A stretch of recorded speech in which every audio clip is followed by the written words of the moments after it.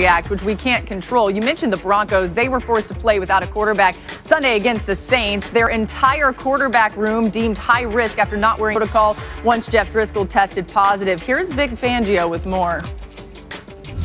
Well, I was disappointed on a couple levels in that our quarterbacks put us in this position, our quarterbacks put the league in that position. We count on them to be the leaders of the team and, leaders of the offense. And those guys made a mistake, and that is disappointing.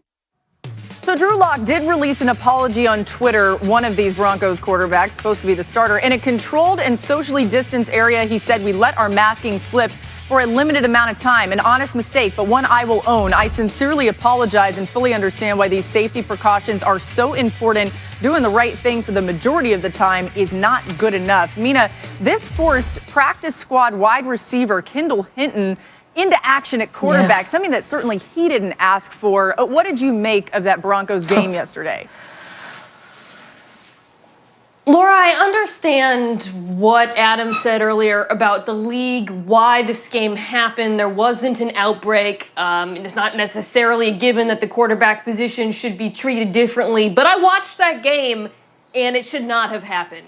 Kendall Hinton, first of all, deserves all of the credit in the world because what he did was extremely difficult and impressive and, frankly, brave. So good for him. But like Vic Fangio said, he should not have been put in that position, not only by his teammates, I don't know who broke the rules or when or what, but also by the National Football League, because this was not a football game. It wasn't. And I know people are saying, well, the Patriots had to play without Cam, and the Niners had to play without, their team, half their team was missing, and we can't just change the standards on the fly. But guess what?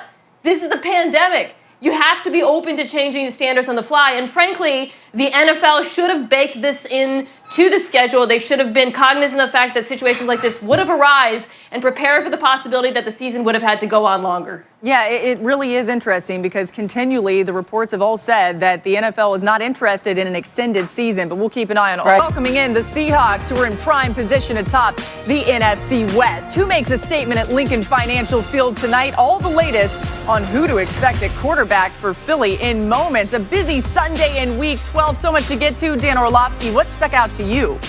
The fact that Patrick Mahomes got a $500 million deal this offseason, it's probably not enough. I mean, the talent that is so special. He makes this offense not good, not great, but historically unstoppable.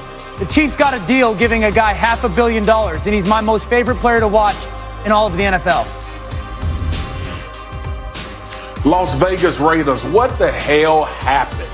Turnovers galore, 43-6 to the Atlanta Falcons. Now listen, I knew the Falcons could put up offensive numbers and output, but this is ridiculous. Just last week, we were talking about teams being afraid to play you guys, and then you get a 40-burger hung on you.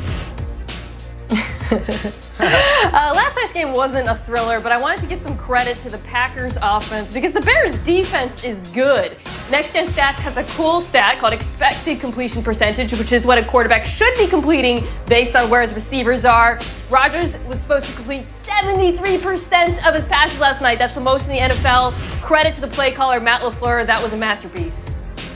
Well, the MRI today revealed that Daniel Jones, the Giants quarterback, has a strained right hamstring. He will be considered week to week going forward. And if he cannot play next week, just as he couldn't finish the game yesterday, that would mean that Colt McCoy would come on and start for the Giants. And also today, the 49ers said that they will be moving to Arizona for their next couple of home games starting next Monday night against the Buffalo Bills. We'll see when the 49ers decide to leave San Francisco due to the fact that Santa Clara County is restricting the contact that sports can have for the next few weeks, even though the NFL says there's been no evidence of transmission on the field of the virus. Santa Clara County is basically shutting down football in that area, and so the 49ers will be on the move to Arizona, Laura.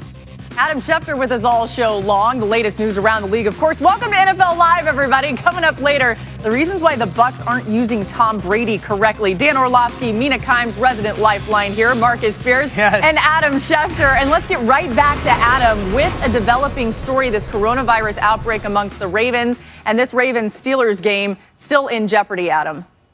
Laura, let's bring you the very latest right now. The Ravens players are still waiting to hear when or even if they will be leaving for Pittsburgh. The team would have gone today for the game tomorrow night, but I'm told that the NFL, the Ravens, they are all waiting for the latest rounds of test results to come back. If there are no more positive tests, then there would be a chance that tomorrow night's game still could be played. But the sense and the tone that you're getting right now is that it's going to be increasingly difficult to play this game. And if it does not get played, and if it is postponed, that really becomes the most significant postponement of the season. Yes, the NFL's had other postponements earlier in the year, but that was before teams had bye weeks. The NFL had flexibility then that it will not have right now. And so we are waiting for the very latest word on whether that game tomorrow night will be played. With each hour that passes, I think the chances increase that it won't be played. But again, there's no final word. There is no decision right now. And we are still waiting for the very latest. And when we have it, Laura, we will certainly bring it to you. Yeah, keep it locked right here for all of that information. Like Adam said, we'll bring it right to you the second that we have it. Marcus, should these teams, the Ravens and Steelers, be playing tomorrow night? Hell no. It's simple. It's a simple answer. No. Listen, this is a number that we haven't seen in the league, and I get it. The NFL wants to trudge ahead.